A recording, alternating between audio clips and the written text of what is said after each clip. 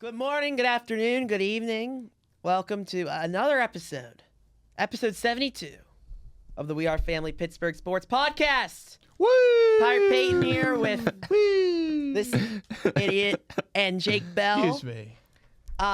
Jake Bell is graduating tomorrow. Well, by the time this airs, he probably will already be graduating. Oh, yeah, we'll see. From college. Wow. So, good job, Jake Bell. Thank you. Quite the career here at Point. Good job. What a That's what job. it is. Yeah, it was crazy. I don't know how to fathom graduating and not like. There's gonna be people I'll never see again. I'll obviously see you guys as much as I can, but there's gonna be a lot of That's not a people that I'll good never thing. see. That's not a good thing. It's a great thing. I promise. You guys are my It's not a good thing. entertainment. It's a great thing. We all just take things in stride. You know, it just comes and goes, and you just keep chugging along. That's all you can do. Yeah, that's all you absolutely can do. right. You're gonna be great in wherever your next opportunity lands you. Thank you very much. And we're looking forward to seeing it as a collective. I appreciate As a that As a Mike lot. Tomlin would say. Thank you so much. So, episode 72. Who is that, Jake Bell? You said I off think the it air? was Isaac Mattson. That is I correct. think. Yeah. That is Isaac Mattson's Wow. number. Haven't seen him in a while because our pitchers have been going deep into games Yeah. lately. Braxton Ashcraft, 7 2/3 innings Excellent. on Yeah. Sunday to sweep the Reds 1-0.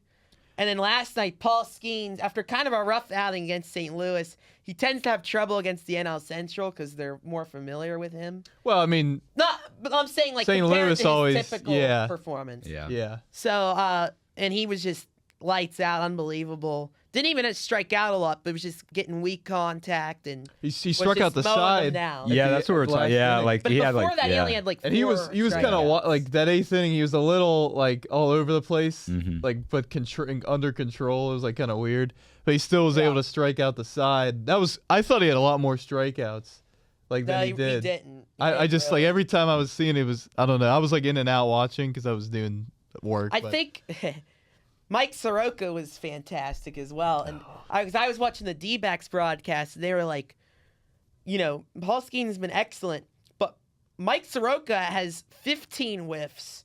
Paul Skeens only has 7 whiffs. Wow. Like at one point, and Mike Soroka, he didn't deserve the loss. He was fantastic. Honestly, though, let's be honest. Was it Soroka being great or was it offensive incompetence? Well, the last 3 games, they have scored 2 runs. So Yeah. that is certainly. Well- but I mean, you got to give pitchers credit. That is true. Whatever. It's That's true. No matter if the offense is struggling or not, a pitcher has to be, has to have some sort of performance, has to have some sort of command, over the plate, to execute his There- pitches. there were it's some it's hard the hit- major leagues. It's That is tough. true. Like Soroka was lucky though too a lot because the Pirates had base running First couple gas. innings- They had runners on third. Yeah. Spencer Horwitz had 3 really good at bats and only got 1 hit to show for it. Like he was hitting the ball hard Yeah. to the outfield, and I didn't think it was He a terrible. settled down. Like Yeah. first couple innings, like we were hitting him hard, and he got out of a couple jams, and then the third, fourth, fifth, sixth He got some inning, big. he was. He got cooking. some big O'Neal Cruz ground balls both times to like. Yeah, Cruz. not give up I mean, the run. Griffin on most ground balls scores, but Cruz hit that ground ball so hard, and Griffin still almost made it. It was a a great perfect throw. great tag, and we were saying, me and you were texting last night, this just feels like a 2025 Pirates game. They're gonna lose 2-1 because it just felt like deja vu with Especially when with Skeens goes out. Right. That was a story Yeah. last year. Skeens would go out and it'd be a 1-1 game and then we'd lose 2-1. But they managed to pull it out, and credit to Don Kelly for bringing Soto's in been Gregory excellent. Soto. Soto's been so I can't good, bro. believe I it. don't even like it's Yeah. crazy. Like this is by far better than he's ever been. Even with the Tigers, whenever he was an All-Star, he still was a little shaky He's- at times, but like he's been dominant right now. I know it might be more matchup based now, but he looks like the closer now. Like it feels like they're moving Well, away because from of his strikeout Santana. stuff, I think it makes more sense. I mean, I feel like they haven't really named a closer all year, because I remember like the first week Soto was in the 9th like multiple times. Right. But I do think that they are leaning more But they towards put, like- it because Santana has struggled the last couple outings. But I think Santana will bounce back. But I also Yeah. agree with you that Soto has more of the prototypical is that the word? Prototypical, Yeah, yeah. prototypical closer stuff. Yeah, no, and I think I think it's like early on in the season, Santana, they'd bring in the 7th or the 8th, like whenever there was like a big spot or something, like he would be in like not necessarily closer, but in the 9th inning you'd see Santana for the most part. But he hasn't gotten as much work in recently, and he's given up some runs. The first Arizona game, like the last time Santana pitched, I don't really like that was just a whatever game. Like there was like even Yohan Ramirez, he gave up 5 runs, but he wasn't like terrible. There was some weak contact against him, but he was wild. He's just you never wild. know what you're gonna get with him. And Jake Bell brought up a good point earlier this week to me and Nate. You know, Yohan Ramirez, Justin Lawrence, both good stuff, very streaky, right? Those are your main middle relief guys, and we didn't understand over the off season why let go of Chase Shugart, who was one of your more reliable middle relief pitchers last year. The big bank. And then where's the big bank? Yeah. He's in, but he ended up going to Japan or Korea or whatever. Which is shocking. I don't know what happened there. But Chase Shugart up with the Philadelphia Phillies, what'd you say is like an ERA under 1? It is under 1. At least whenever I checked. I don't know when Phillies are hot now. But yeah. Phillies are back in it. Well, it's interesting because this is a theme with the Phillies. When they fire the manager, they catch on fire. They remember when Rob Thompson was promoted to manager. They had fired Joe Girardi, and they ended up going to they went to the World Series that year. That's crazy. The year I didn't Girardi realize that. was Wow.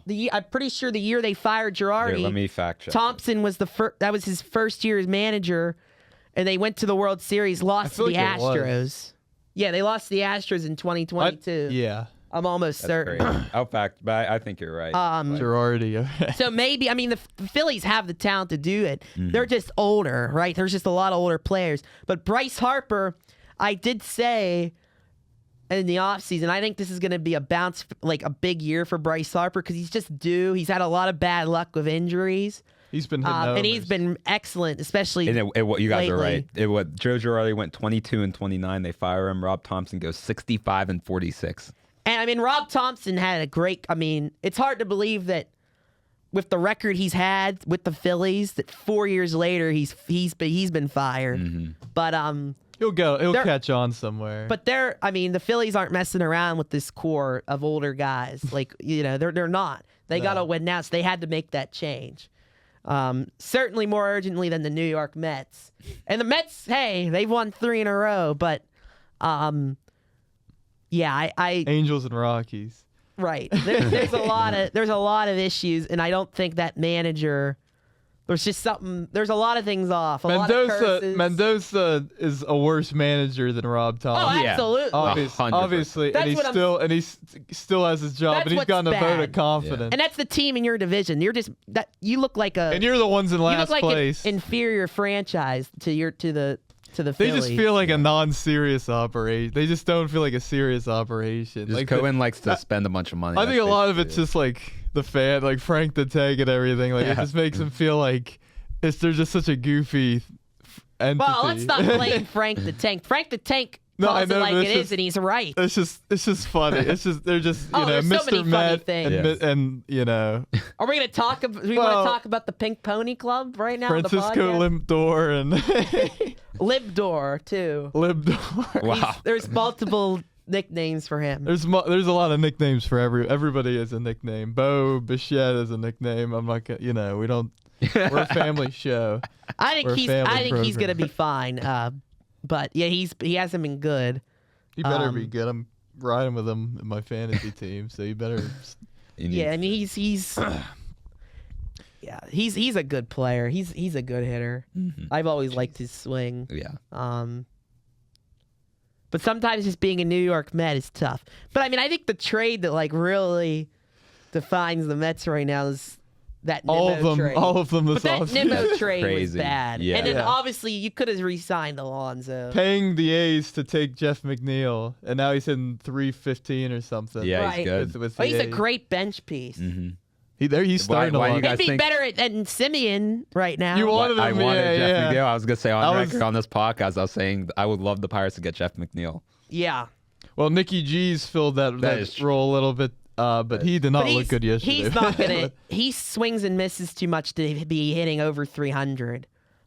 Like for the year, Well, I would be shocked if he hits over 300. But if he hits 270, 280, like we talked about it, a few episodes ago, with him, like we'll take it. They gotta play Mangum only in like defensive situations. They can't be playing Mangum very much anymore. Like in my opinion, I gotta be honest. He's a fourth outfielder. Well, he swings Mangum, at everything. But it's just like he's been up in too many big spots, and it's a grounder into a double play, or it's a ground ball of some kind, or it's a weak pop. He literally is the new ground ball Hayes. He's the better version of ground ball Hayes. Like he's gonna get his hits.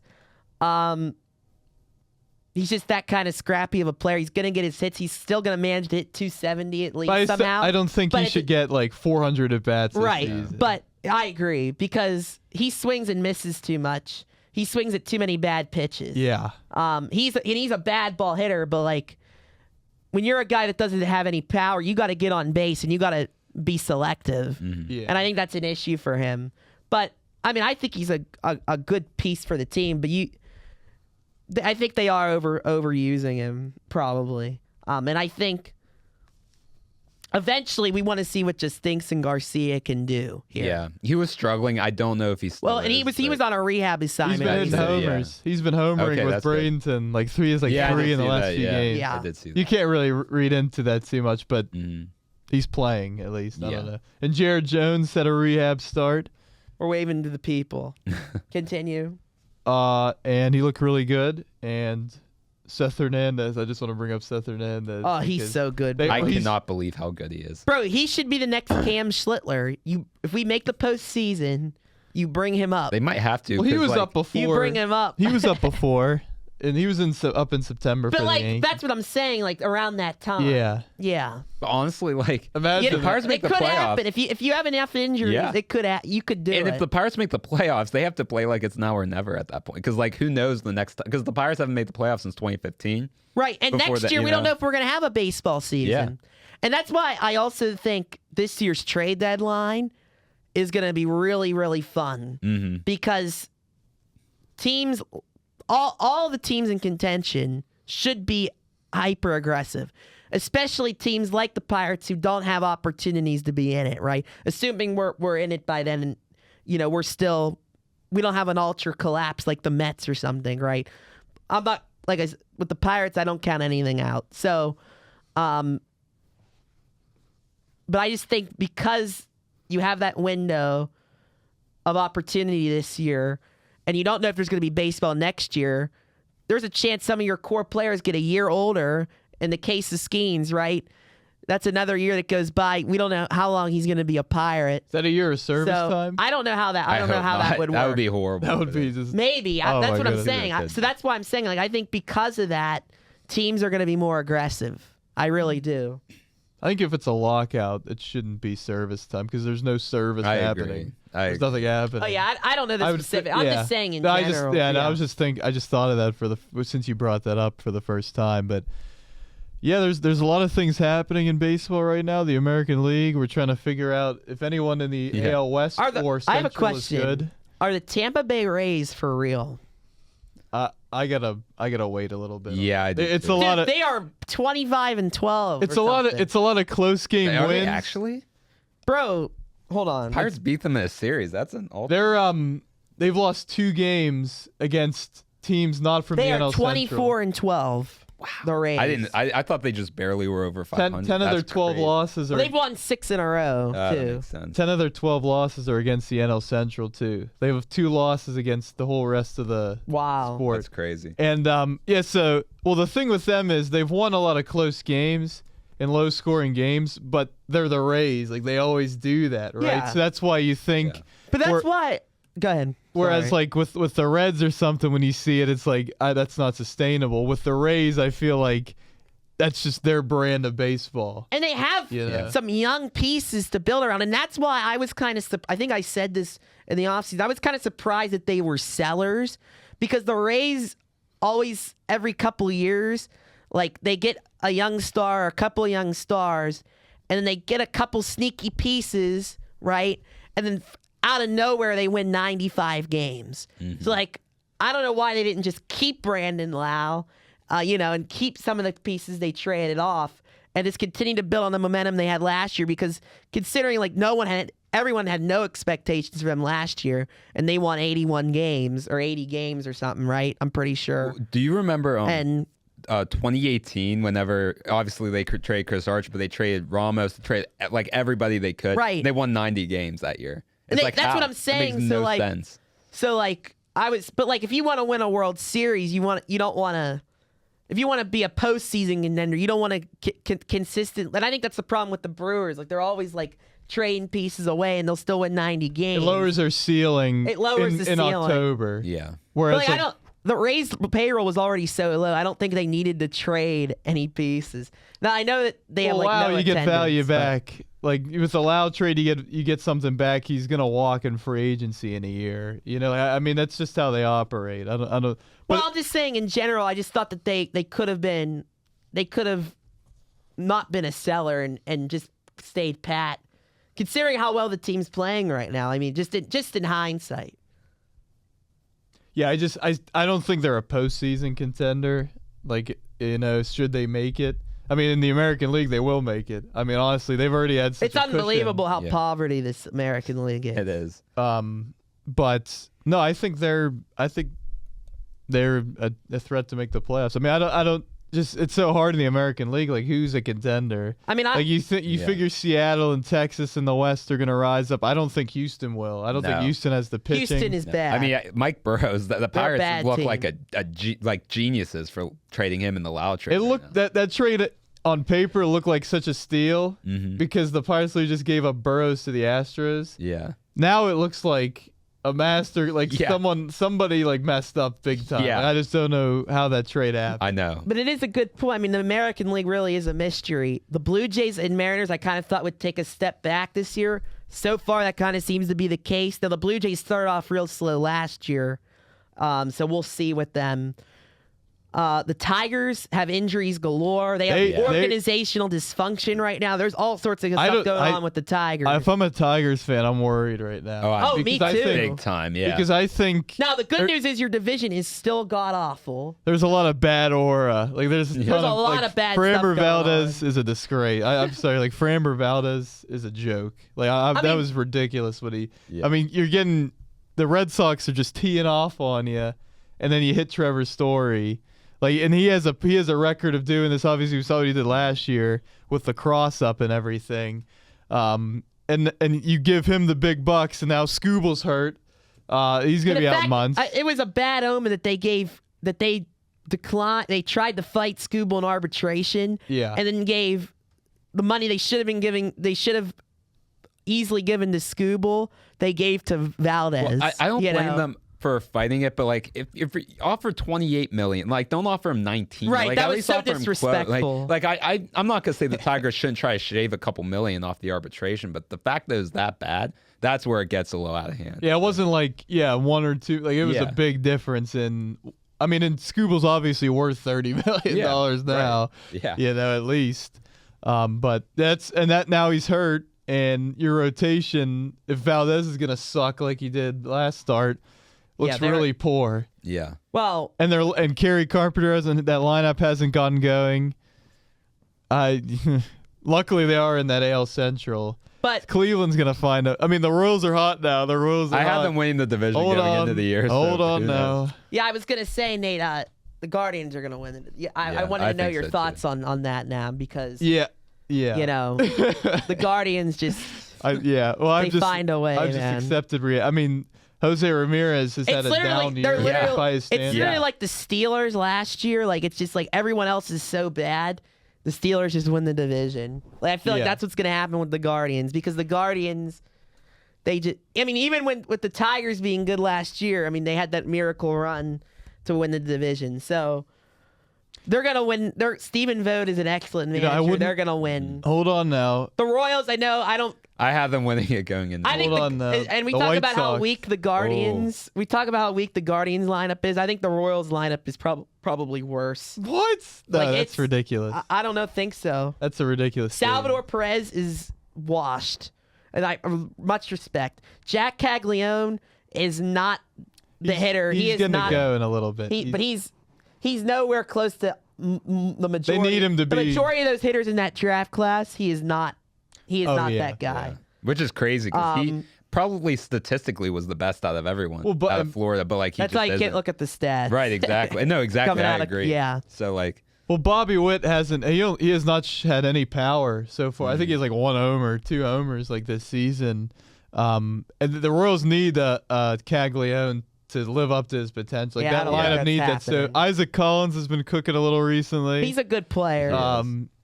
I don't know. Dude, I don't Reese know with that Hoskins division. for Cleveland. He had a homer. He hit a homer and then he ran into either first But he's hitting baseman or like second he's hitting baseman. 200. I thought he was doing better. Everybody in Cleveland's lineup hits 200 Yeah. and they win 88 games. And you can't name 3 starters on their team and But they they're win all- 8. yeah, they're all and good. they're all Well, and they're that, all Gavin Williams has been that cooking. Martinez for them, he's been better this year. Angel Martinez. Yeah, he's been hitting the ball. Pretty Really? well. Brian Rocchio has Yeah. been too, right? Yeah, like some of Oh their my younger goodness. guys have been stepping Yeah. up. I gotta look them up now. I just kind of accepted that Cleveland is just. I think that's for the best for you, Yeah. Nate. I really do. I accepted it in the offseason. You didn't accept. You were like, no, they got to be done. You've been like that. Well, they got to be done. They got to be done, but I've accepted it. You can't. Yeah, I That's contradictory. I wish but- they'd be done. Yeah, Angel Martinez has 5 homers, 16 RBIs. He's hitting 270 with a 779 OPS. Here's someone. Chase DeLauder never thought he'd slug 550 at any point in his career. Right, Just and crazy. he's obviously been the That's headliner. right. for- That's yeah, I right. can't believe. Yeah, that's crazy. But like that's what I'm saying. Like I think like their lineup is just better than the Royals. yeah, I don't. Daniel I, Sheeman too has been cooking a lot. I mean, that's Austin Hedges. And Jose Ramirez, I'm sorry, he's a bigger star than Bobby Witt right now. Like he's more experienced, he brings more power, like you said. And I like Bobby Witt. Oh, but Bobby Witt. I'm going to homers. tell you guys something that's going to be shocking. Austin Hedges, in 45 at-bats, is hitting 311. I think that's a wow. That is a That's what wow. I mean. That is just Wow. he has a homer. He has 4 doubles. 4 of his 14 hits were and doubles. people want to praise Henry Davis. Meanwhile, Austin Hedges, look at him, he's hitting 311. Austin Hedges is top 5, or no. Yeah, top 5 on the Guardians in WAR. Well, he's the backup. Is he? He's a backup catcher. He's the backup But catcher. still, to be a backup catcher and to be Right. top 5 in offensive WAR for the Guardians is pretty. Well, I just think like Pasquantino hasn't gotten going here this season. Dude, Jose Ramirez is hitting 209. I know. Yeah, And there's- but he's gonna walking get- more than he he's struck gonna out. get going. Yeah. He's gonna get going. Like You he just walked know. more than he struck out. He somehow leads I the want MLB the in Royals stolen to bases. But Yeah, Jonathan India just has not been good. Bro, isn't he out for the season? He's literally out for the season. Is he out for the season? Yes, he's out for the season. Oh yeah, I know, but he was hit 167 this season, like when he was healthy. I watched Marte, I watched a video on India and I agree with them. They're like he's going to be in the MLB for 10 plus years just because he won Rookie of the Year. He could be just so below average for years, but he's going to get bro, opportunities. they never play Marte, and he's hitting 314. Who's Starling Marte? Oh yeah, Yeah. I forgot he's a Royal. Yeah. It's 35 at bats. Yeah, because he's not a Met anymore, so he's cooking. Yeah, I think top to bottom the Royals lineup is slightly better, but they haven't shown it. Neither team has a good lineup. We got to be honest. Yeah. But But like the Royals, but the Guardians' young hitters are doing better. That's Yeah. the difference. I mean, they've scored the same amount of runs. They're really the same team. I mean, I don't know. We just know the Guardians have the magic. The Royals have it every 5 The years. Royals had the magic a decade ago. They Gotta did. capture Cleveland did too. Honestly. They made the World Cleveland- Series in 2014 without even hitting 100 homers as a team. Isn't that That's crazy? crazy. That's crazy. Yeah. So going back to the Pirates, we're bouncing around everywhere. We're just kind of. We haven't even got to the main. We weren't even supposed to start with baseball, No, we but Oh, we just yeah, I dove forgot into we it. did, yeah. Well, it's okay. We have plenty of time. So I want to talk about the Pirates catching situation. Not necessarily the situation, but what I keep hearing people say online and what I hear from the fan base, this is just I've been commenting with some people online, not in a negative manner. I've been very respectful about, Of course. Henry Davis and Joey Bart. Now, I first want to highlight. My phone is buzzing. What is going on You're here? popular, man. I have no idea. Tyler Beck. Let's try and get a picture tomorrow. Graduating fans. Shout out Tyler Beck, man. What's breaking news? Yeah, okay. We'll get to that. Aaron Rodgers. Yeah, we'll get to him. So, Breaking. I want to Is that first breaking? acknowledge, I understand why people don't like Joey Bart. I do.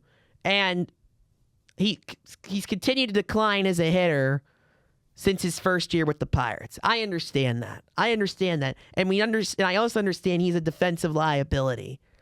But people are like, why don't we just DFA Bart? It's really not that simple. Because you can't have Henry Davis catching every day, number one, because no catcher can catch every day. Yeah. Right? Well, they'd have a backup. They bring up So I know that, but like, he wouldn't be catching. but everyone's every like, day. why isn't Davis catching today? Guys, he has to have days off. Like that's how it is. And secondly, he is not good enough off. I don't care how good his defense is. He is so bad offensively. He has no right to be getting 80 to 90% of the catching duties or 70 to 80% of the catching duties. That's how bad he is. And that's my point. That is why Joey Bart is on this team, because even though he has declined offensively from 2024, he is still easily the best hitting catcher in this organization. That is the fact. If he wasn't, he'd be gone. And Andy Rodriguez or Rafael Flores would be up here. And eventually maybe they will. And maybe they will hit. But for right now, Joey Bart is the only guy who can do any kind of offense from the catching position for the most part. And you're saying, well, and people are like, well, Henry Davis and Joey Bart are the same offensively. No, they're not. Just because Joey Bart declined does not mean him and Davis are the same offensively. Joey Bart still got on base at a 330, 340 rate, maybe higher last year. He walked a ton And he last hit year. He did walk. Don't watch 249. He hit pitch, 250. He hit 80 points higher than Henry Davis did last year. Okay, so let's not go around acting like Henry Davis and Joey Bart. Henry Davis is giving the same amount of production historically as Joey Bart. He's not. Maybe this year it's been about the same. No, I don't think it has. Bart I still think technically Joey has Bart been better, has but been shorter better. sample size. Right. But like, and Joey Bart is the better hitter. So like, people are like DFA Bart. Like these things with the catchers, especially the ones in the minor leagues, it takes time. We don't have any offensive production. Bart is going to crush lefties, or at least put up good at bats against lefties. I don't want to hear this DFA Bart stuff until someone else proves that they can hit at all. At all. Well, the Because thing is- Henry Davis cannot hit, folks. And I've never seen a guy foul the ball so many times to the left. It's unbelievable, his swing. I've never seen anything like it. It's just an anomaly. I can't. It's so frustrating. And that's where it's a shame with the injuries it's with wrong. Endy Rodriguez, because Endy Rodriguez, in my opinion, at one point in time, he was the best defensive catcher on this team. And I still think he has that potential to be an elite defensive catcher. And you feel better about his offensive ceiling. So he has what it takes to be the starting catcher, where you would be 100% okay with Davis as the backup being a very good defensive option. But the thing is, Endy Rodriguez has been hurt, and with all these injuries, it's hard for him to get consistency offensively. And that's a shame, because again, like offensively, like in the minor leagues with the Pirates, he was so good. And now you have to make a decision, because you need that bat at some point. But like, if he's gonna keep catching and keep getting hurt, that's where it's a shame. Like that's to me, like if that's the whole like thing about that would make that decision with Bart easier. If you talk about defensive liability, is if someone like Endy Rodriguez were to be able to fill that role, and it just hasn't been the case, and it's a shame, because I still think he can, but like he just has to stay healthy. Someone has to prove that they can hit at the major league level. Now, and Endy Rodriguez, in his short stints in the major leagues, hasn't been able to prove that. He wasn't Henry Davis bad. Right. But he also was hurt. Like he was Right. battling injuries constantly. Right. But he hasn't been able to. both Rodriguez and Flores have not hit well in the minor leagues. Yeah. Now, Rodriguez the last couple of weeks has bing catching on fire, so maybe soon. But like, these things take time, is my point. And everyone acts like Henry Davis is he's the only catcher for the Pirates, and it's like, guys, he's hitting 160. Like, there's a reason he can't play he shouldn't be playing 80% of the time. Like, it's just, you have to have Bart in the lineup at times. Like, you just have to. 80 points higher from one catcher compared to another. That's a big difference. Mm-hmm. That is. And I guess Davis's defense compared to Bart's defense evens it out, right, in terms of their ability. I'd say so, yeah. But that's my point. Like, Bart's offense is here, and Davis's offense is here. Davis's defense is here. Bart's defense is here, and that puts them here. So, like, to act like Henry Davis is excellent. Bart's offense is not here, and Davis is here. No. In comparison to how bad Davis is, he's 80 points higher last year than Davis. 80 points higher. Bart, to me, is his only values if he's hitting like he did 2 years ago, or somewhere around there. He's not You say he's not crushing lefties. I mean, he's not crushing anybody right now. Historically been good. Last year he lefties. did hit 300 against lefties, but he didn't hit for power. He might have hit one homer. He's all over the place this year. I don't know what to say. I mean, he's. But like, and when I do this, I'm not saying Joey Bart is a great hitter. I understand Joey Bart is not nowhere close to a great hitter, but with how compared to Henry Davis, he is a much better option.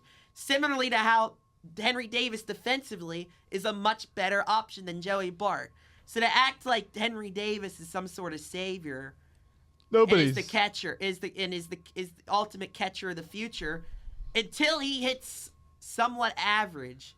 Like, I'm just tired of this Henry Davis glorification. I'm part of that problem. I don't think he's being glorified. Joey Bart, he gives professional at bats. I mean, he hit 250 last year. That's much better than what Henry Davis gave.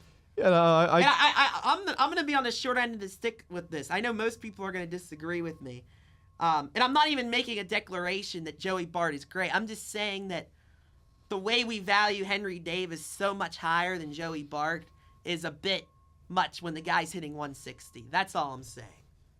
Well, I'm in favor of just keeping it how it is, like with Davis and Bart. Like, I don't think they should DFA Bart.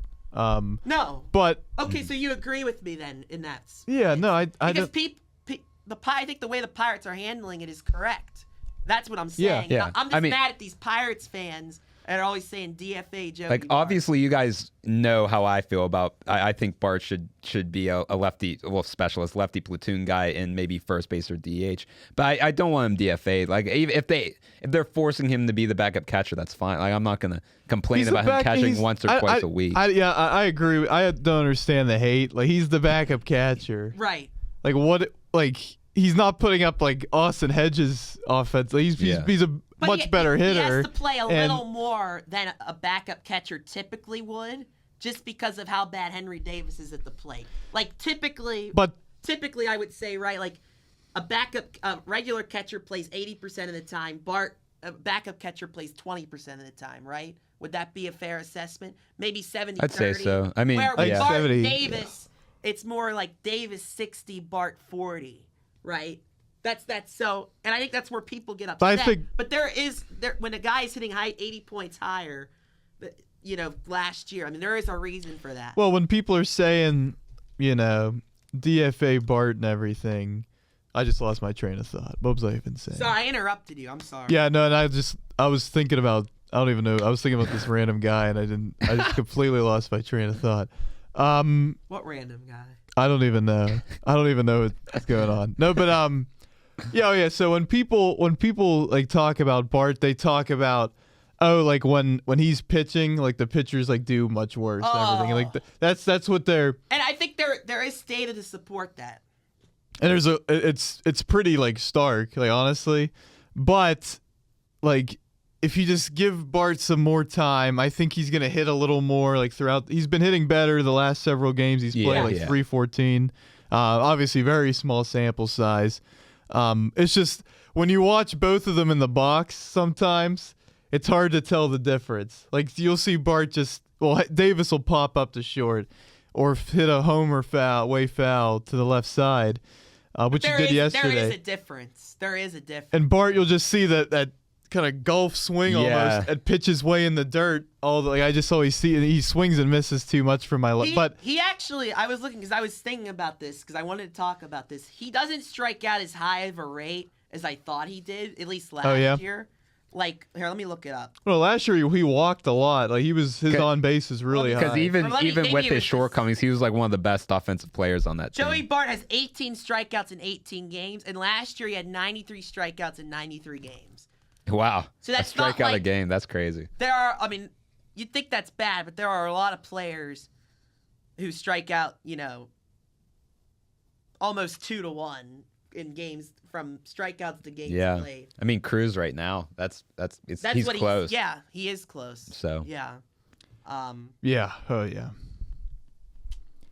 I'm sorry. What were you No, saying? that was just my point was just like, Bart, I ideally hits a little better going forward to supplement kind of the pitching stats that are way more so in Henry Davis's favor. I think, Davis is just... Bart has been bad this year. I mean, his numbers are bad, but he's hitting 196. That's still 30 points higher than Davis. Now, that is a small sample size, but we have to look at the numbers last year, and through 1.5 months, just 1 month of baseball, we can't make a conclusion that Bart and Davis are the same hitter. Davis is just such an enigma offensively. It's just like... It's weird, too, because you'd expect him, like... You figure maybe he'd have a hard time adjusting the MLB level, but you still feel like he'd be over the Mendoza line, at least to a degree. I mean, he's literally Jeff Mathis. Like, that's literally... That's crazy, but that's true. I mean, statistically, maybe a better version. I was thinking about this, like, the Pirates can get away with it a little bit because they've had so much success with their draft picks recently. But they drafted number 1 overall, like a slightly better version of. Like I hate to say it, like I really do, but like numbers wise, you are 100% correct. And I don't know who Jeff Mathis is. This is embarrassing. What? I feel like I know the name. You know Jeff Mathis. You literally know Jeff Mathis. He was in the league for like 15 name, years, but I don't know the face. Like he was just a really good defensive catcher who couldn't really hit it all. I mean, Davis, I think, is a better... He was on so many irrelevant teams. Miami. Yeah. Angels, they were good a little bit with him, but... Yeah. Excuse me. I had a good Frappuccino at Starbucks. I'm not typically a Starbucks guy, but needed to pick me up today. What was I saying? Jeff Mathis.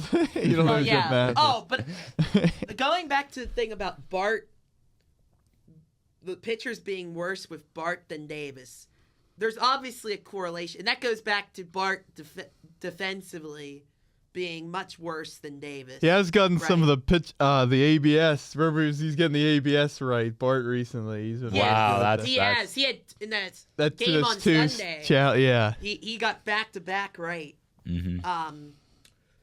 But last night, this was like a part of my anger right now with the whole Bart fans talking crap on Bart, because Bubba Chandler's pitched 6 games, right?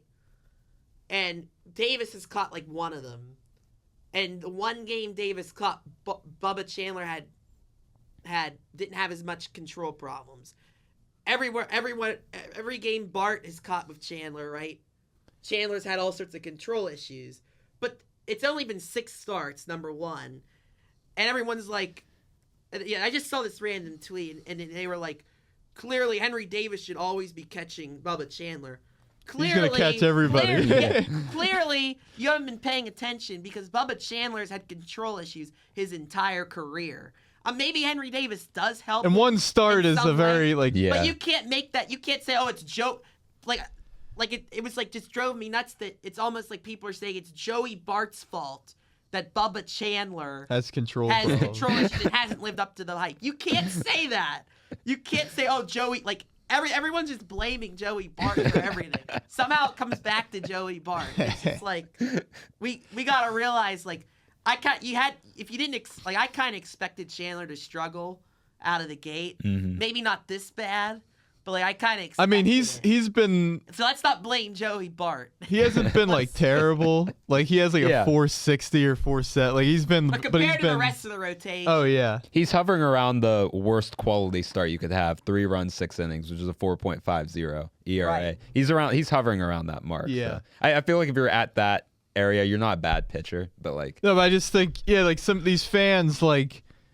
If Endy Rodriguez is brought up or Flores or somebody and they catch Chandler or something, will they have much different results than Bart? You know what I mean? Yeah. Like, what is that? Like, and Flores, I just don't trust defensively either. What a like, if I'm being disgrace. honest. So.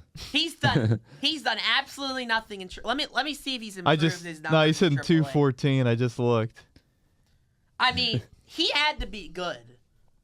I really was like, he needs to be good. Yeah, I agree. They all needed to be good. No, but But the he fact really, that you gave up David Bednar, that Sherrington's done a lot wrong, but that is going to be the worst thing. And we knew it immediately. We knew it. Like we Yeah. just, Because what are all these catchers? Again, the trade market for relievers was sky high.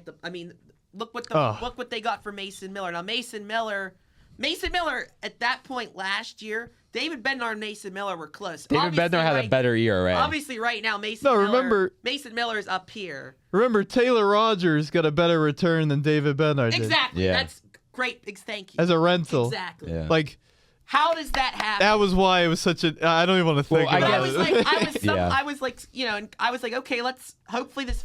I was like, okay, like I like this Flores guy, but like now there's a lot of pressure on Sherrington for him to be really good, and the fact he's hitting 214 in AAA and is probably With no going to power. make zero impact on the major league team this year is a disgrace.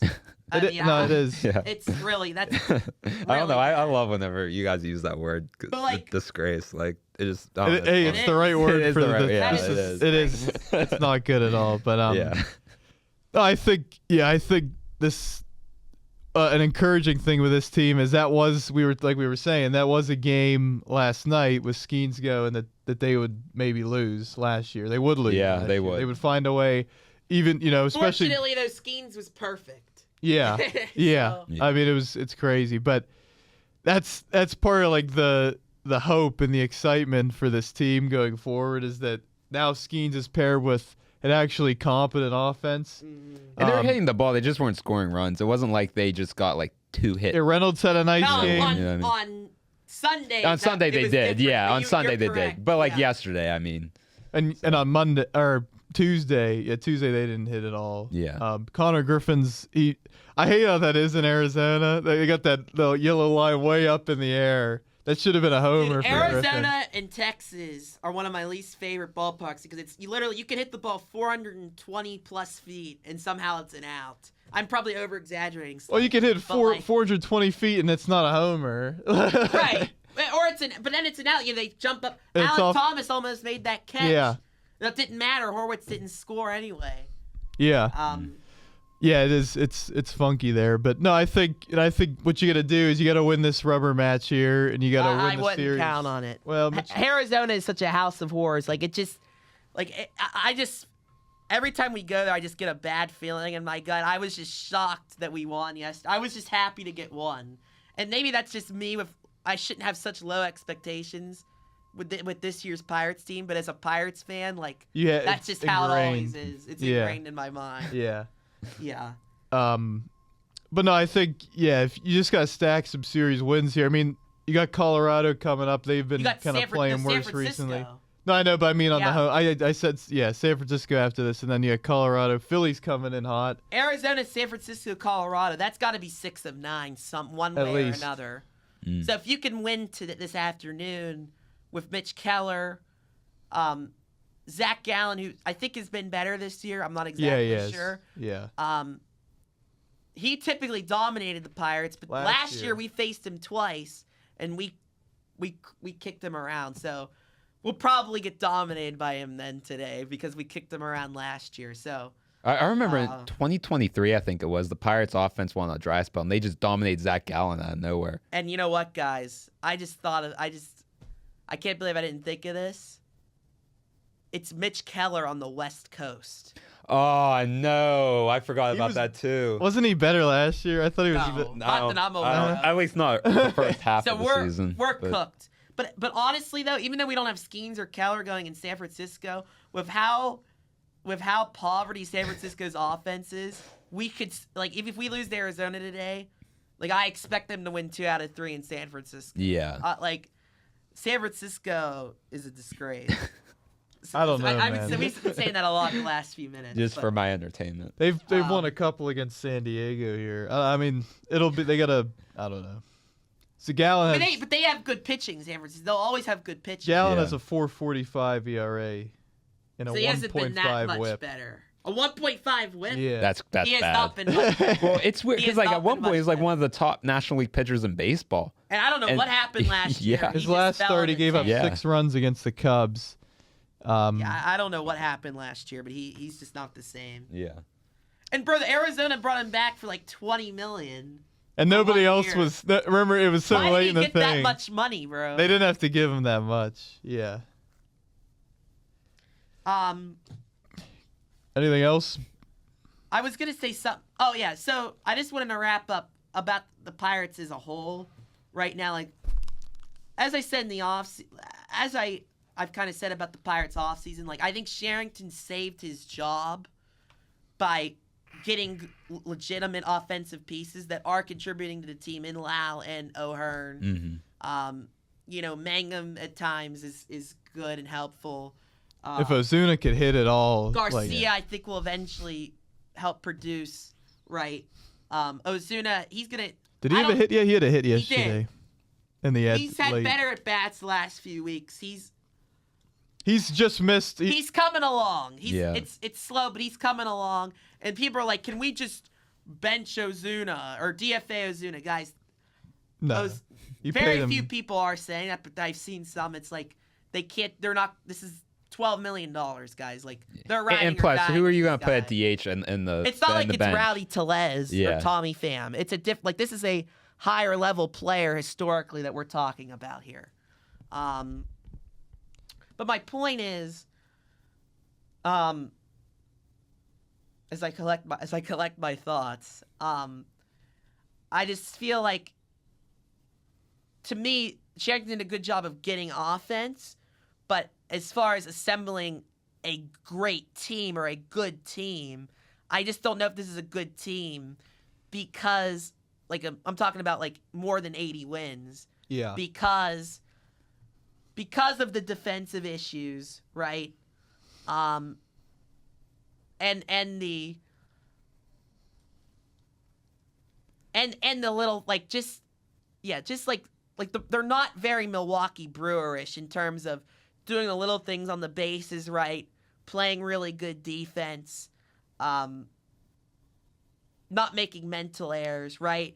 And I feel like there's still a lot of that with this team, and I feel like that keeps them from that prevents them from being a 90-win team, and they just feel more like an 80-win team. Now, if they could somehow get in the middle at like 85 wins, right? Then they have a chance. But like, I feel like they were formed this year to have power and good decent offensive production, but it's going to be a lot of strikeouts, a lot of mental errors on the bases, a lot of mental errors in the field, and just errors in the field in general. I mean, the outfield defense is bad. And Noah Hiles wrote a nice column about how Cruz and Reynolds can't be in the outfield together. But, like... What are you going to do? Yeah. They have no other... What are they... If there were 4 outfield positions, then you could do that. Actually, it's funny. When I was in... when I played coach pitch baseball, I don't know if you experienced Oh, this, yeah, what a time. but they used to have 4 outfielders. They did. Left center, field, right center. Left center. Yeah, left field, left center, right center, right field. Yep. But They did that a little bit in kid pitch, too. Like, I think a little bit. Major League Baseball needs to make a rule for the Pirates. We need 4 outfielders. That's how bad our outfield defense. No one's hitting doubles anymore. Then that risks injury. Cruz is gonna that risks somewhat another extra player getting injured, getting run into by. I gotta say, and I think that's what Reynolds is afraid of. Like genuinely, that's why this has happened like once this series, the last couple of series. They're both going after a ball. You're like, one of them's gonna get underneath this, and then they both stop. Or Reynolds stops typically. Because Cruz usually takes over. Because Cruz usually goes way over and makes the play. But Cruz is trying to be. I think he's and that's good awareness on his part. Yeah. He's trying to be. Like I've heard him say like I got it a couple times. Like he's trying to be more aware and more be a better communicator. But Reynolds he does not trust Cruz, and I don't blame him. But like at some point. They just gotta keep hammering this out. This is why you have batting practice every day. Yeah. And you have outfield drills every day. Like this is something from Don Kelly's staff. This is one thing I do like about this team compared to I think the coaching staff is much, much better. The third base coach has gotten a lot of crap recently, but I think he's much better than Mike Rebello. I think it's out of his control sometimes. I saw people on Twitter last night saying fire Tony Beasley. And I literally replied, I was like, guys, you do not remember Mike Rebello. So, like, my point is, like, Don Kelly, I put this situation with Cruz and Reynolds in the outfield on Don Kelly. And this coaching staff, can we find a way to fix this to a certain degree? There's got to be a way. But it's not, well, we can't have Cruz and Reynolds not in the outfield together. It's just, with the way the team was constructed, when you got Ozuna, right, and that's on Sherrington, but I'm not going to hate on Ozuna, but that's the situation you're in. Yeah.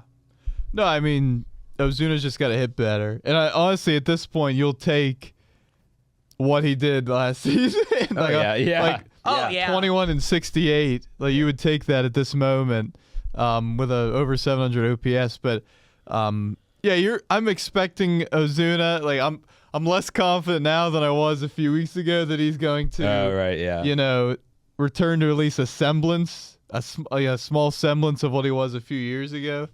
But he's going to need to, or else you could just say you're done and put Reynolds at DH. But there's no way. There's $12 million. It's a heavy investment for the Pirates. I know. But I want to mention Ryan O'Hearn because I think he's just been tremendous, in every aspect of the game. I know you were talking about, and I actually agree. He's been the best. Now believe me, he is not a good defensive outfielder. No, but compared to Cruz and Reynolds, he's the best. Yeah, he's the best now. Which is crazy. He's made every play. And they put him in at first, and he does a good job. He was at first yesterday. He's their best first baseman. Yeah. And Horwitz does a good job. I'm not being disrespectful to Horwitz, but and I know you were talking about this. We were talking about this last night, and I agree. Like he does, like on 3-1, he'll just swing at a ball that's out of the zone, and he'll pop it up. That's my only thing with him. He's been so good. He's a little too aggressive. It feels like he's trying to do too much at some points. Yeah. Like it feels like he's the 2-year contract. They're always asking him, "What do you think about this team?" and everything. He's like, "I think it's a good."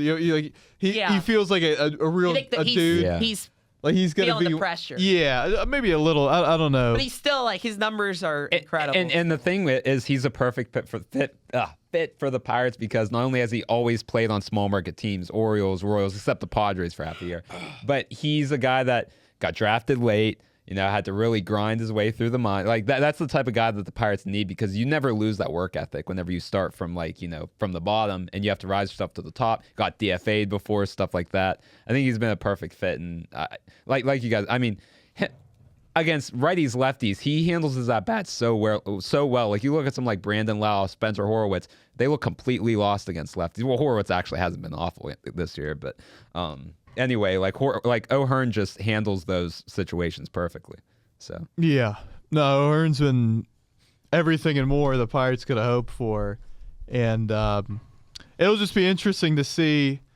It feels like Reynolds hasn't been talked about because they've been talking about his defense and everything, but he has kind of returned to what he's been the past few years offensively. Yeah. No, he's been better. He just got his 1,000th hit yesterday, and he's just been a pro. I mean, I know, like defensively, like I've been a defender of him. But I think defensively. Cruz is literally in his head right now. He's in his head.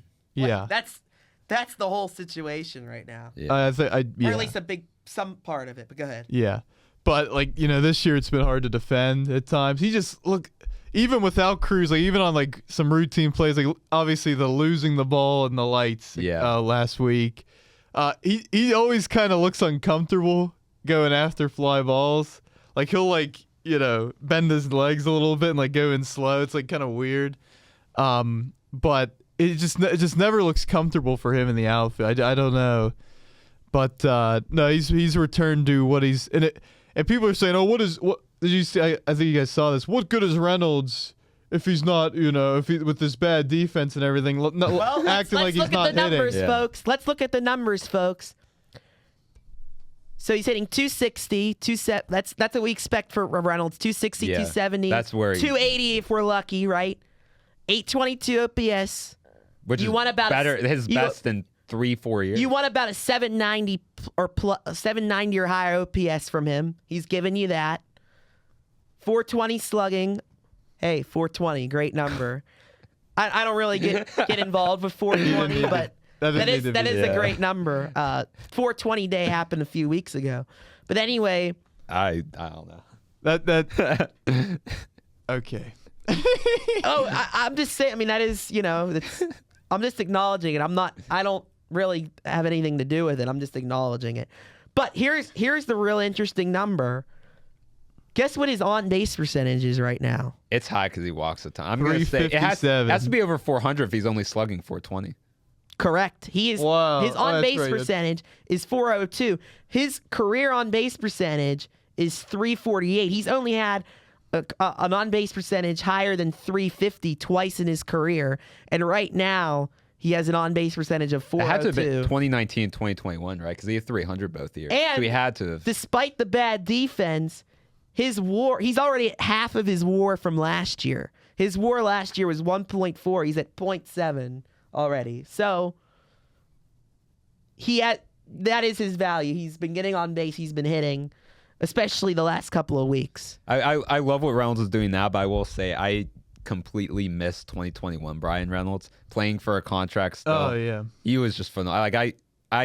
He had the best overall offensive Pirates season that they've had since Kutch in 2014, maybe. I mean, it's unbelievable. What year did you say? 2021 Reynolds. That was and 2019 Reynolds. Well, 2021 was better. Yeah. But in terms of on-base percentage, high average. Yeah. Yeah.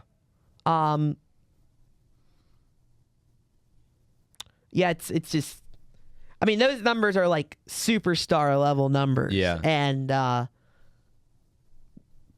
plus like maybe 10 more homers.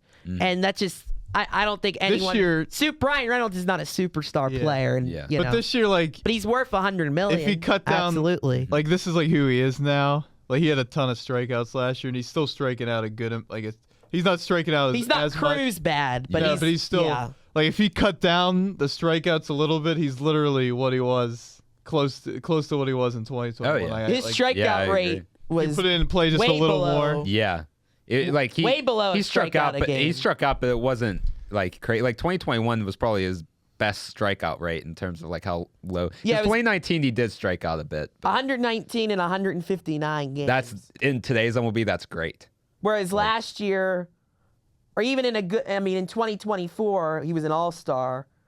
He struck out 156 times in 156 games, which is probably where we want him to be at. No more than a strikeout per game. Yeah. Last year it was 173 and 154. That was actually the first year he went over a strikeout per game. So if we can get him to just under a strikeout per game or at a strikeout per game, like we'll take that. Right. Right now it's 40. He has 44 strikeouts in 37 games. So not horrible, but not quite where we want it. Mm-hmm. I agree. Okay, we gotta talk about Aaron Rodgers. Yes, we do. This was some great baseball talk, though. I really enjoyed. Oh, but I do want to give you the opportunity. Do you want to talk about the Reds? You mentioned the Reds earlier. I don't know if they're worth my time.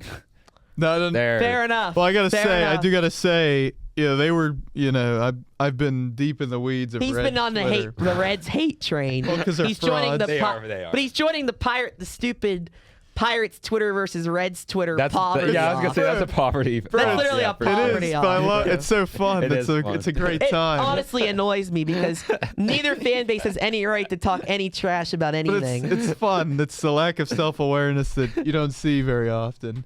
And I see it every day in my own house because I live in it. Okay, well there you go. But no, I just want to Like, say it's a joke. It's a joke at myself. Oh, fair enough. I just want to say, Reds, last week, Pirates got swept by the Cardinals. Wasn't a good series. And the Reds Here we go. fans Pirates Twitter live, ladies and gentlemen. and the Reds fans on Twitter were like, how does it feel being down in the basement again? And the Pirates fans didn't say nothing because but it's 3.5 games, right?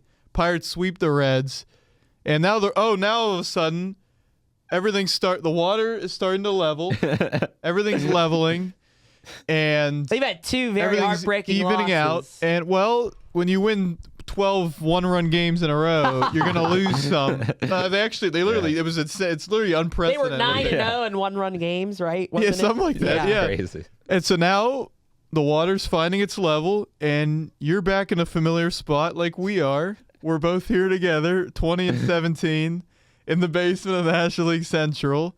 And please stop talking. Please stop talking. That's all I gotta say. That's a message for I gotta Reds fans. say. And Pirates fans, please stop talking. Everybody stop Everybody talking. stop Everybody stop talking. yes, please. Because neither team has accomplished anything of note in a very long time, and have been irrelevant for a long time. So, please, everybody, stop talking. Put your head down, Pirates fans. We're gonna, we're gonna cook here a little bit. We gotta endure the grind, folks. It's a like once grind May of a comes season. around, Yeah. it's like May, June, July. All of a sudden, it's the trade deadline. It's like But wow. I- or I've- it's the All-Star games. Like it goes by so quick. I know. I've been hanging a banner in the Skeens to Dodgers our group chat, a digital banner, obviously. That's our group chat with Brian Cashman. For the Reds, because they hung a banner. We were in first place in April. That's their banner. We were in first place up to May. That's their banner for That's this year. good humor. That's good And humor. yeah. And so it's a sign for Reds fans. Don't hang. Nobody, Pirates fans, Reds fans, stop talking. Stop hanging banners. It's a long season. And it's a tough, brutal division right now. And it's a folks. really good division. St. Louis is not going anywhere apparently either. So, just wanted to say that to the How Reds. about Jordan Walker? Yeah. I mean, That's for him. quite the turnaround. I'll say Good for this: I him. predicted J.J. Weatherholt was going to be excellent. You did. You did. And he has. But Jordan Walker, wow! Like I never thought he'd amount to anything. I thought he was just, a bust. like this looks ruined, like a legit thing yeah. here. He's Like, good. this He's is- a good player. yeah. Like, it's crazy. But the problem with St. Louis, again, I think we mentioned this last week. Like they don't have the pitching, but they have. But some, they always they're just fine though. I don't even know. they've had some guys I don't know be what to better than say. projected. But The hey, Cardinals, if they can out slug teams. honestly, the Cardinals are probably the National League version of the Guardians, but in a much better division. Right. Genuinely. And with But the Guardians have much better pitching. Pitching is They there. do, but in sense of they find a way. 'Cause Yeah. The He's Cardinals talking are in about the AL general, Central. yeah. Right. If the Cardinals are in the AL Central, win the- they win the division right now. Oh, with Oh, ease, yeah. with ease right now. So yeah. You know what's that's another thing. Are the White Sox a contender in the AL Central? Murakami's they're gonna have some conversations on what to do with him now. Was I too low Do you on the White trade him? Sox? I don't know what you do. With How him, many 'cause years he's he been so- signed for? 2.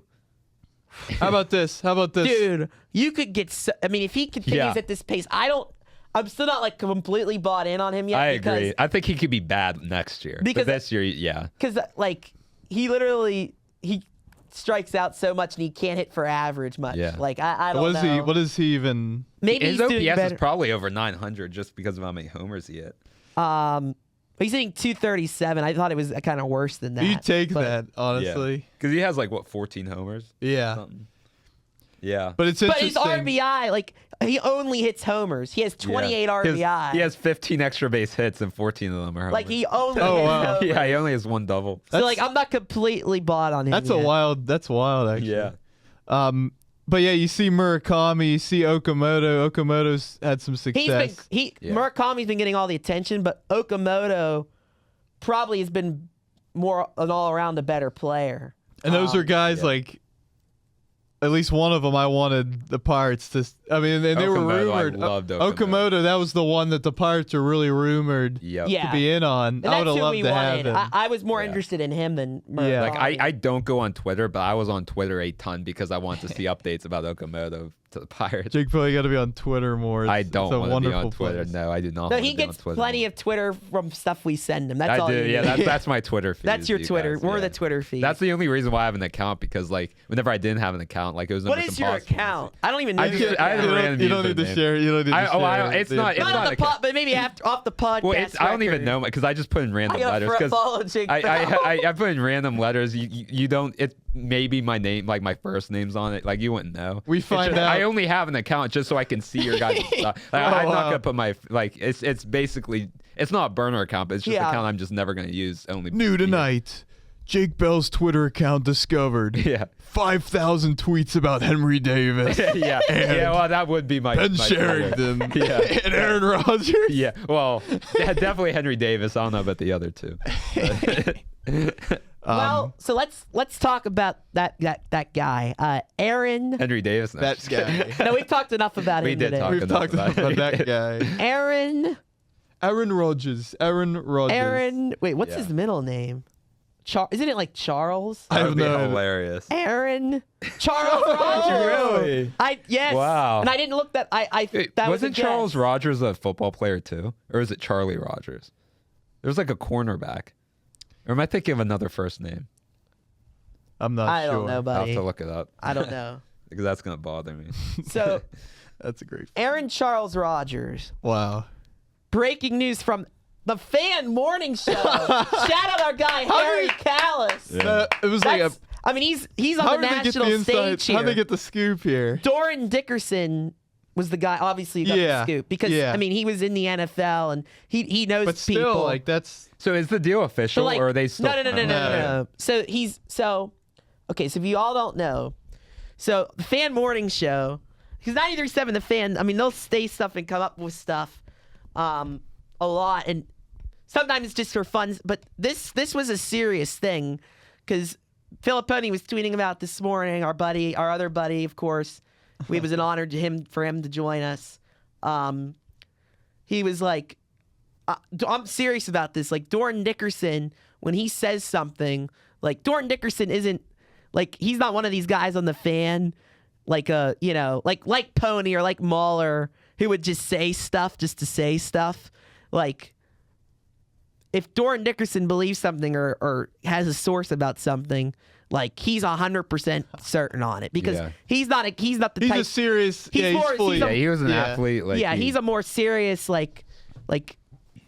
Yeah. He's not I know an what you mean. insider necessarily. He's there to give analysis about players and teams, because he's been there and played the game, right? So when he has a source about something, has news about something, that's kind of alarming, because like he genuinely means it. And while I was kind of still skeptical at first, but it was confirmed by Ian Rappaport, Doran Dickerson. How about that? Congratulations, Fan Morning Show. Harry Callis, our buddy, was on the episode 50. We're 21 episodes since. That feels like so long ago. Wow. That does. I'm sorry. 21 That doesn't feel like it was Yeah, that it long doesn't ago. at all. 20 episodes from that. That's like. That's Yeah. crazy.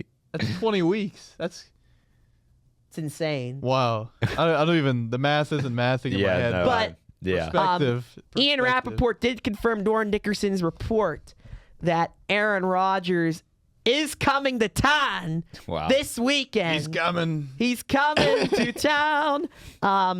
Aaron Rodgers. By the way, I apologize. My voice, it's still loud as ever, but I have been a bit under the weather. I'm a horse, so I apologize if it's a little more annoying than usual. That would be something. But anyway, He's been out late every night partying since Yeah, the he's semester's he's been done. 21 now, so He's been kind of out of control. Yeah. if we're being honest, but Yeah. we don't want to. okay, can we get back to Aaron Rodgers, please? So Ian Rappaport confirmed actually, let me get the specific the tweets up just so I have the correct information. So here's the tweet from Ian Rappaport confirming what Doran Dickerson said. Well, Doran Dickerson said that he's going to come in and sign the deal.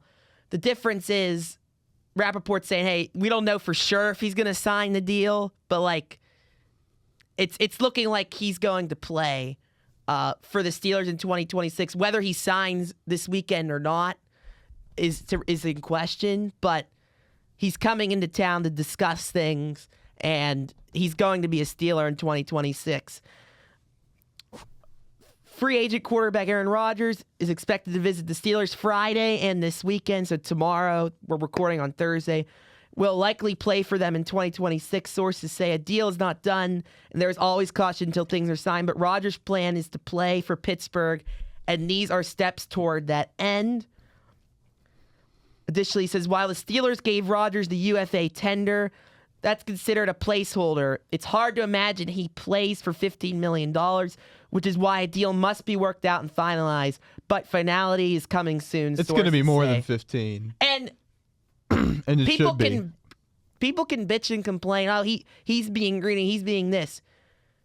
He took an Arthur Smith run offense that had no receivers outside of DK Metcalf, real receivers. The most success for the Steelers in years offensively. That is with an average to below average offensive coordinator, won a division title. He deserves a genuine raise.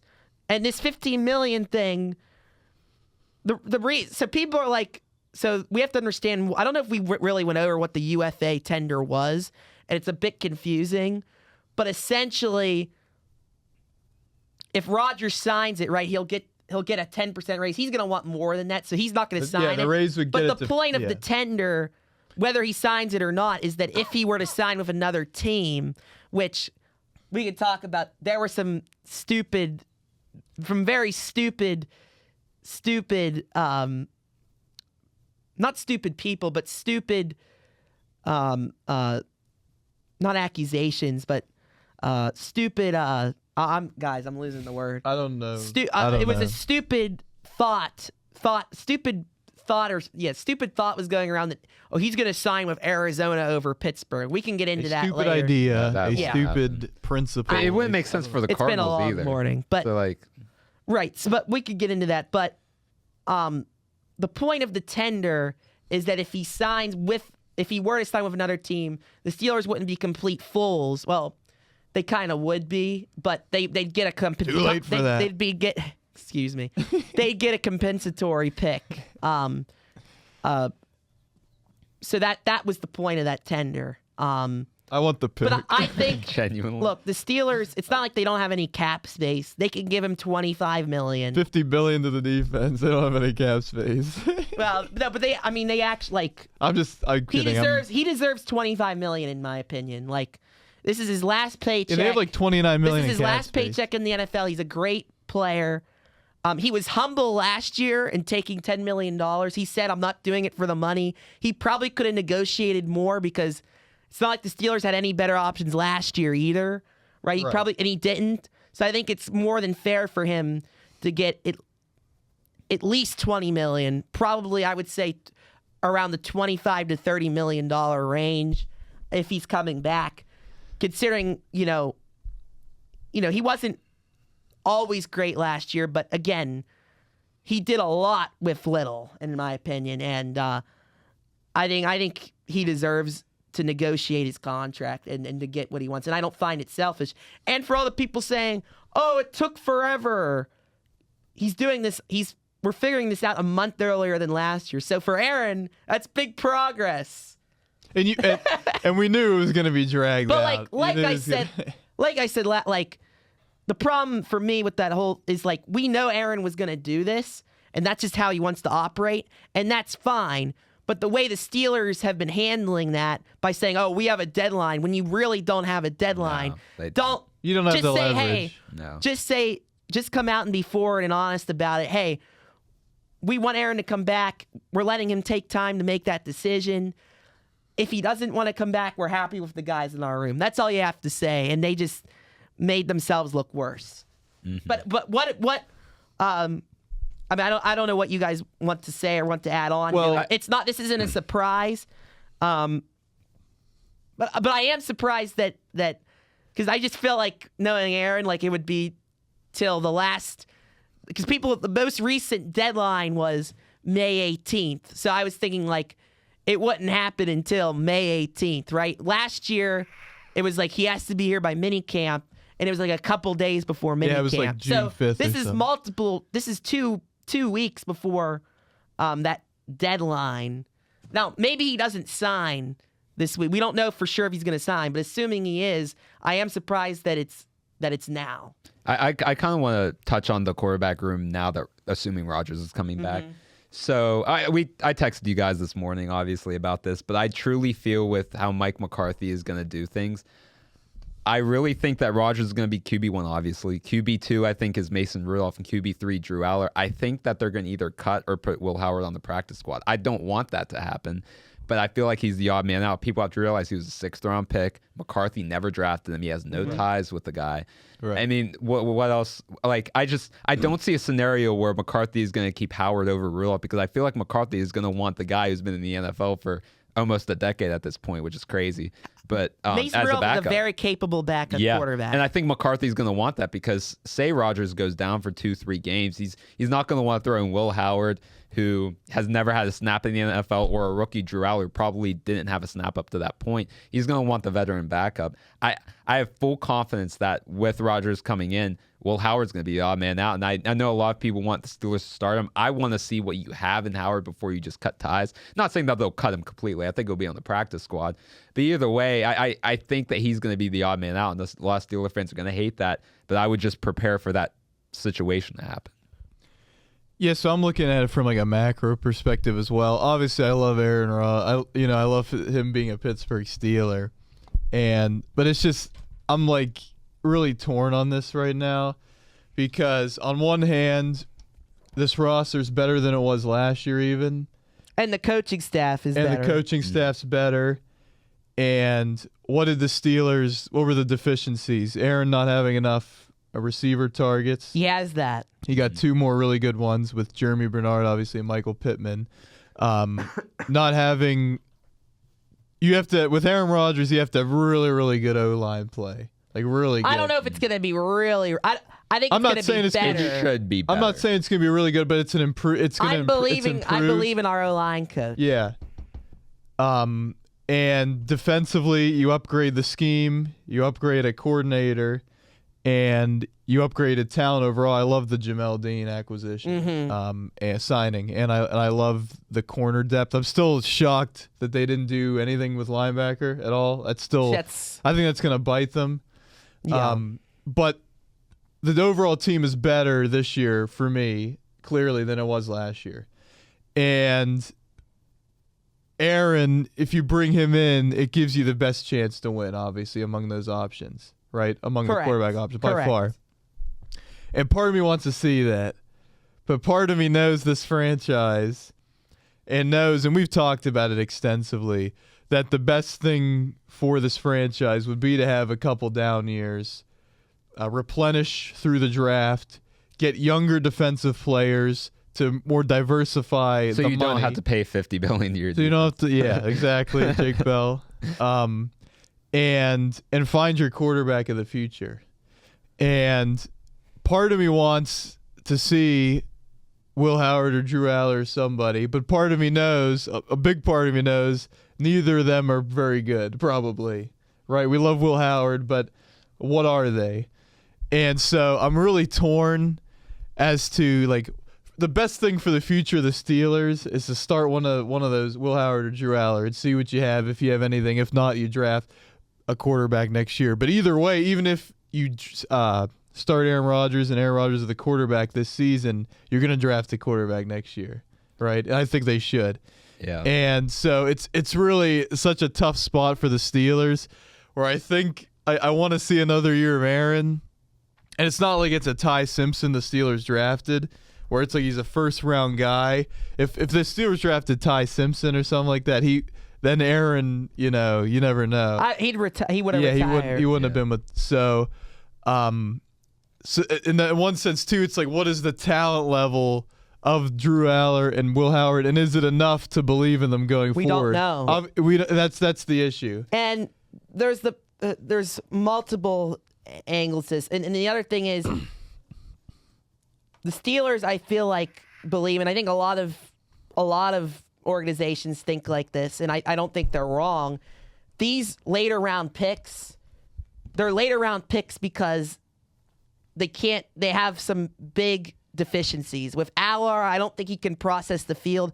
If you can't process the field and read a defense in the NFL, like, you're just throwing him into the fire, and it's not helping him improve. Like, he probably needs a year to sit and learn behind an Aaron Rodgers. That's what I was going to ask. Will Howard gets a second year to learn behind an Aaron Rodgers, to learn from an actual good offensive coach this time around, right?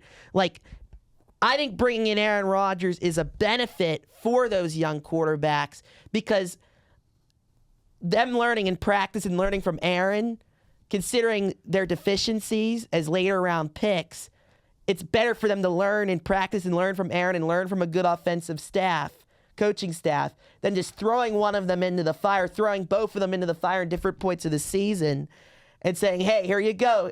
Here's the test. You haven't been able to study for it yet, but here's the test. Here's the Baltimore Ravens defense," right?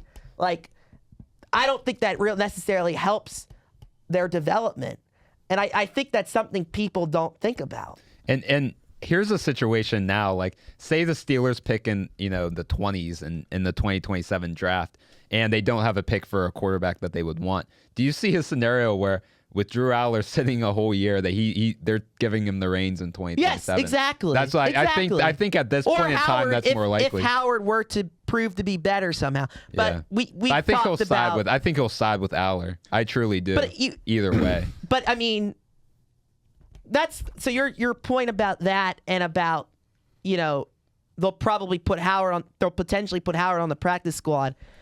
I think Mike McCarthy's a fair guy, and yes, I think Drew Aller's his guy and stuff, but, like, he has to see these guys in action, in practice, in camp. We have to see how these guys do. And if Will Howard or Drew Aller show that they can play at a somewhat respectable level in the NFL, if Mike McCarthy believes that, then maybe they will cut ties with Mason Rudolph. However, knowing the Steelers, right, and knowing the Steeler way, the standard is the standard. Even though Mike Tomlin's gone, the idea of the standard is the standard, which is, we have to be a respectable, competitive team. And with 42-year-old Aaron Rodgers, if you're the way the Steelers think, which is we need to try and win every game that we can, you want Mason Rudolph as your backup quarterback. Right. And that's what I think will come down to. Right. But if the young guys prove that they could be a capable backup, right? One of them could be a capable backup right away, then that changes things. And it also depends. You have to also think from a value standpoint. Are there going to be a couple of teams out there desperate for a decent backup quarterback? They see their guys that they had in camp fighting for a backup quarterback spot, and they're like, geez, this is bad. If our guy goes down, we have no good options. And the Steelers say, hey, we'll give you Mason Rudolph for a 5th or 6th round pick. And you have a couple teams, negotiating with the Steelers for a 5th or 6th round pick for Mason Rudolph. That would be incredible. Then that gives you more reason to move off of Mason Rudolph if you can get value for him. So I think that's another factor into the decision as well. So there's a lot at play here. Would the best thing for the Steelers going forward actually be having Rodgers be the quarterback in 2026?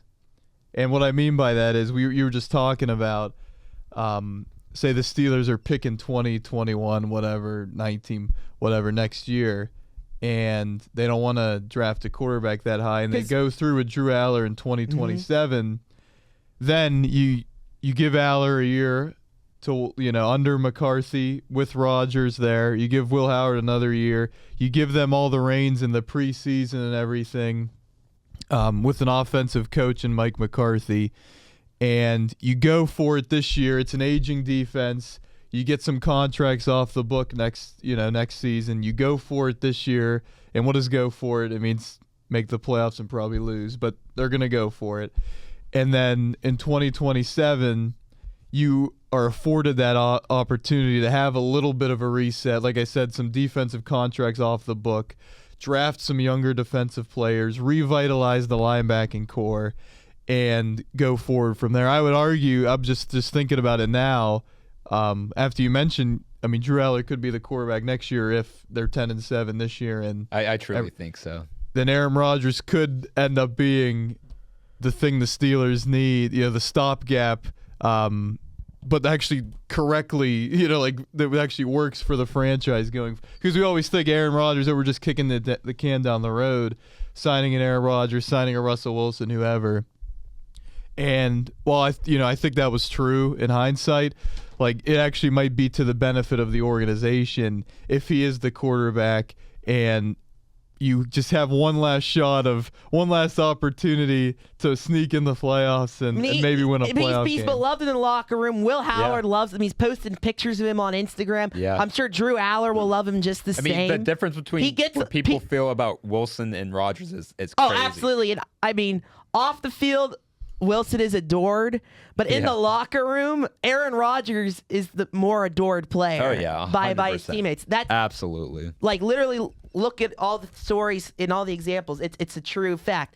Now here's another argument for the anti-Rodgers people, which is, well, we're gonna pick in the 20s, right? If we didn't have Aaron Rodgers, we'd be picking high. That is not necessarily the case. If Mason Rudolph, because the Steelers are not going to throw these rookies into the fire as a starter. That would never happen.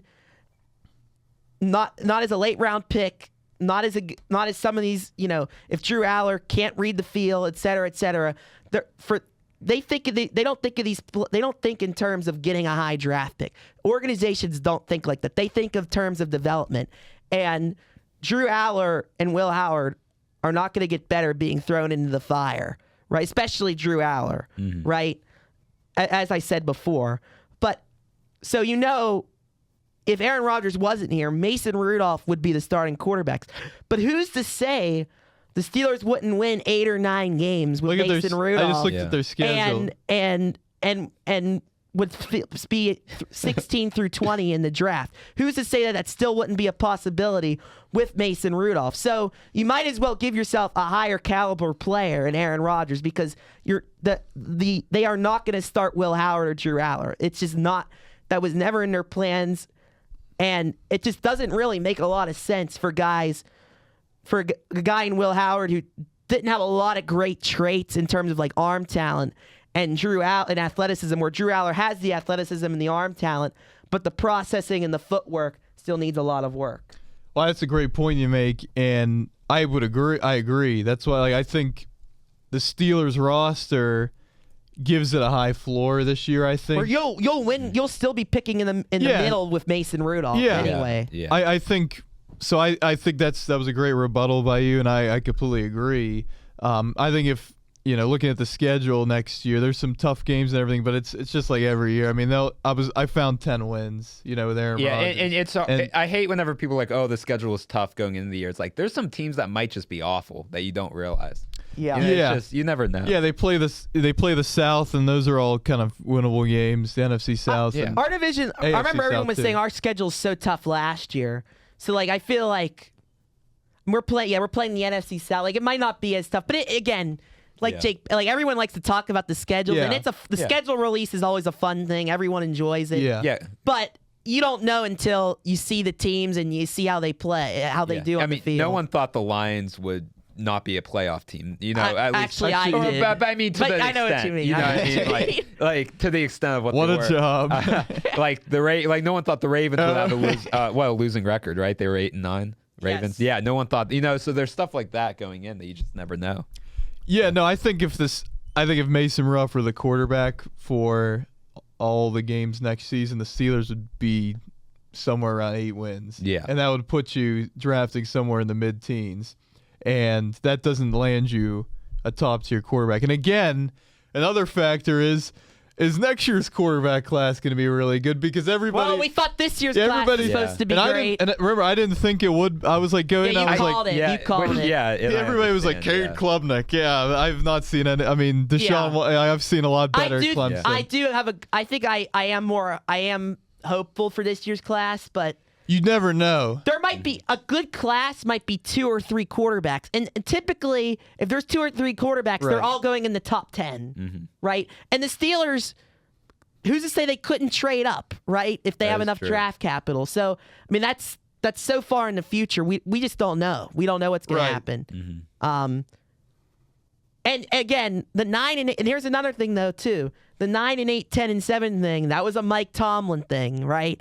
Maybe with Mike McCarthy, with the new coaching staff getting used to these players, maybe they're not as maybe they lose games they would typically win under Tomlin. We don't know. So there's still, especially if Aaron were to get hurt. I mean, you never know what's going to happen. So it's a different era with Mike McCarthy. So we don't want to make judgments as to what is. We don't want to make 100% judgments as to what is going to happen record-wise.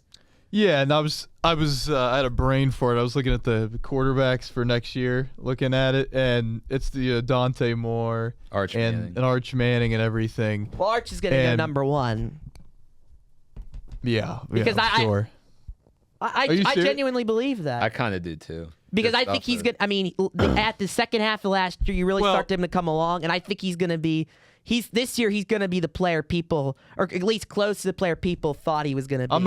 I've learned from last year and everything. I'm not making any declarative statements about quarterbacks in the NFL draft. Arch is. I mean, the tools, because Lenore Sellers, that was a there. little out of hand going into last year. I never understood that. Arch is a different level of prospect, though. I mean, considering the name. There's just the talent, the arm talent, the size, the athleticism. He certainly doesn't have the athleticism of a Manning. It's much better than most. I was going to say, I was like, wait, are you saying his words? Yeah. No, I'm saying it's much better. In the first half of the year when he wasn't throwing very many passing touchdowns, he was scoring rushing touchdowns against UTEP and having big celebrations in the end zone. And but anyway, I don't want to poop. I like Arch Manning. I hope he does go number 1.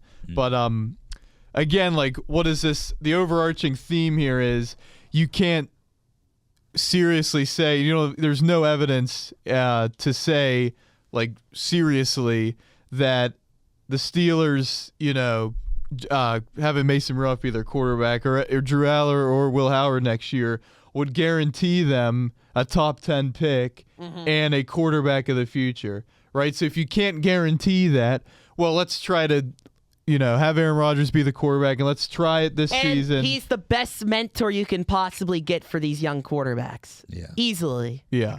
Easily. So I'm talking myself back into air. I've been in and out. Okay, you guys know I was all for Aaron coming back, but after this conversation, after thinking through this with you guys, some of the things I've said here about not throwing the rookies into the fire and not giving them the test they haven't studied for. These are things I haven't really thought about until now.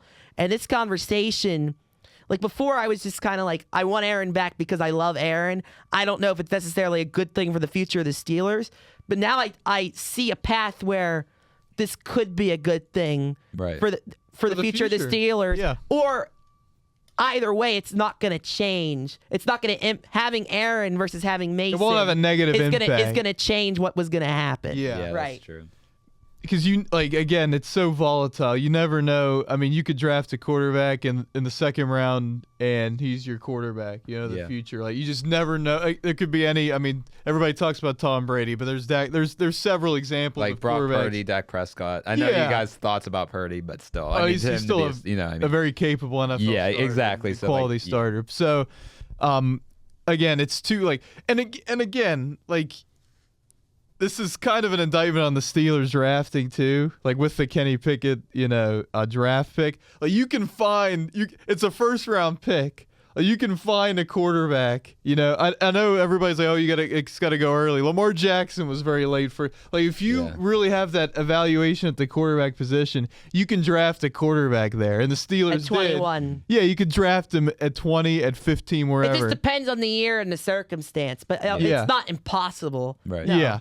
And so, again, I think that's another thing with the Steelers too. Like now everybody's like, oh, they can't draft a quarterback. Everyone is scared off because of what happened with Kenny Pickett.